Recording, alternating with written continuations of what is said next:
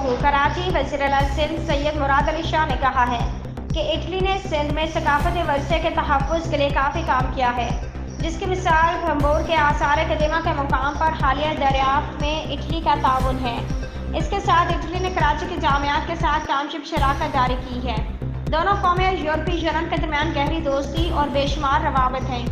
ये बात उन्होंने आज अतालवी कौमी दिन 2024 की तकरीब से बतौर मेहमान ख़ुसूसी खिताब करते हुए कही। तकरीब में कौंसल जनरल इटली डेनिलो जोर्डेनाला, सफारतकार और मुअज़्ज़िज़ मेहमान ने शिरकत की। अपने खिताब में उन्होंने कहा कि इटली के कौमी दिन पर अपने पाकिस्तानी दोस्तों से खिताब करना मेरे लिए एजाज़ की बात है। समझता हूँ कि बहुत से लोग इटली की खूबियों से वाकिफ़ हैं। उन्होंने कहा कि दोनों कौमों और यूरोपीय यूनियन में पाकिस्तानी कम्युनिटी के दरमियान गहरी दोस्ती और बेशुमार रवाबत हैं। अतालवी और पाकिस्तान की हुकूमतों में दोस्ताना ताल्लुकात और खारजा पॉलिसी के अहम अमूर पर मुश्तरका बुनियाद पाई जाती है।